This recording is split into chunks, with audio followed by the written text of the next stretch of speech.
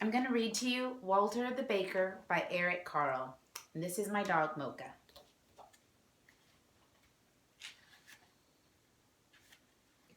Walter the Baker.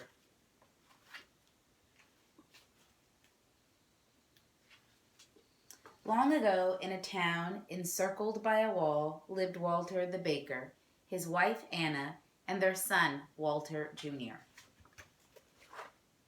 And that's the castle.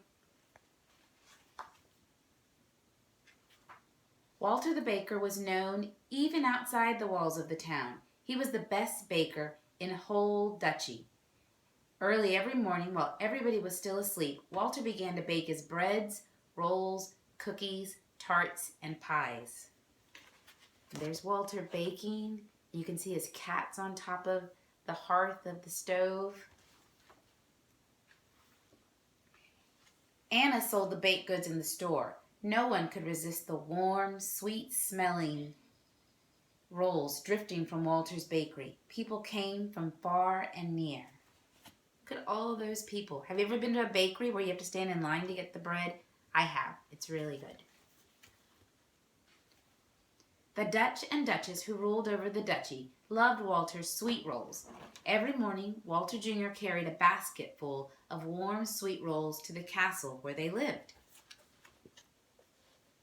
So there he is, taking the rolls. Said the Duchess, spreading quince jelly on her roll.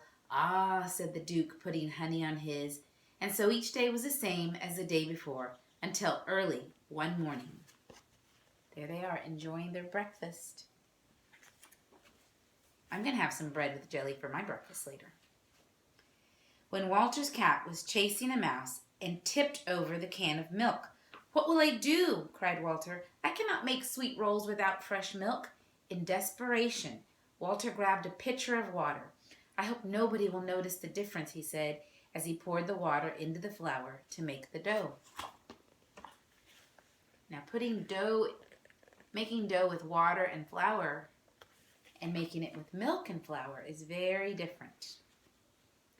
Now you and I may not be able to tell the difference between a roll made with water and one made with milk, but the Duke, and the Duchess can tell the difference.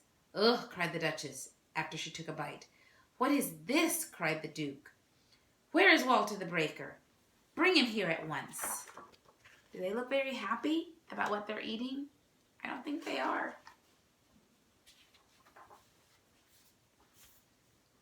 So Walter was brought before the Duke. "What do you call this?" roared the Duke.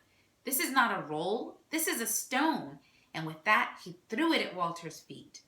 "I used water instead of milk," Walter admitted, hanging his head in shame. "Pack your things and leave this town and my duchy forever," shouted the Duke. "I never want to see you again." "My Duke," pleaded Walter, "this is my home. Where will I go? Please give me one more chance. Please." That Duke was really upset over some bread. "I must banish you," said the Duke. But then he remembered Walter's good rolls and how much the Duchess would miss them. "Well, Walter," the Duke started to say. Then he thought and thought some more. "You may stay if you can invent a roll through which the rising sun can shine 3 times. And to make it more difficult," he added, "it must be made from one piece of dough. And most of all, it must taste good. Now go home and bring me such a roll tomorrow morning." Poor Walter, worried and sad, he trudged back to his bakery. And there's the Duke giving his orders. Walter worked all day and into the night. He made long rolls, short rolls, round rolls, twisted rolls. He made thin rolls, he made fat rolls, and he worked some more. Walter beat, pulled, and pushed and pounded the dough, but it was all in vain. That means it wasn't any good. Look at all the things he had to do.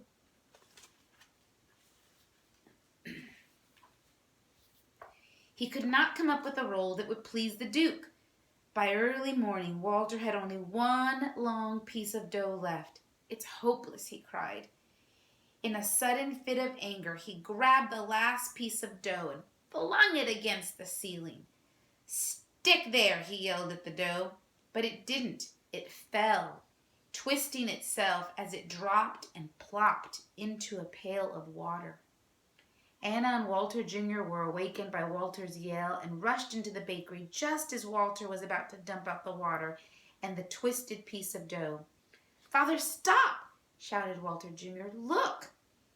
Anna quickly popped the dough into the hot oven. Soon it was brown and crisp.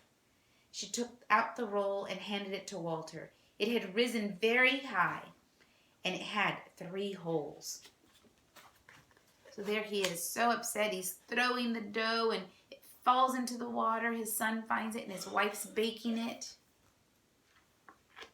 Walter held up the twisted roll, and he smiled.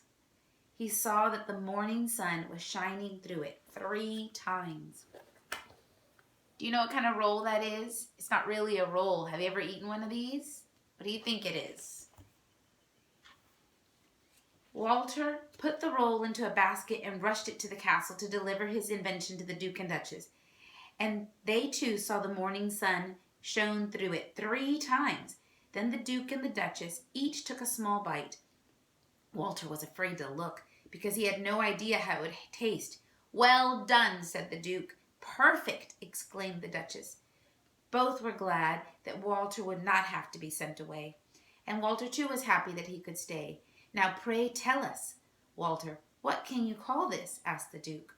Yes, pray tell us," Walter stammered as he tried to come up with a name.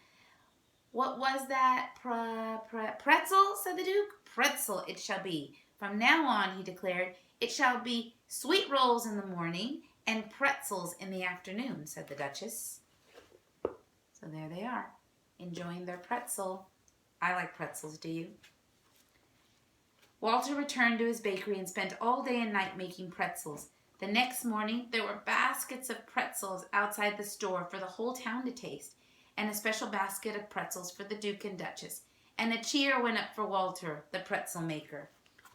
Now everybody's enjoying the pretzels.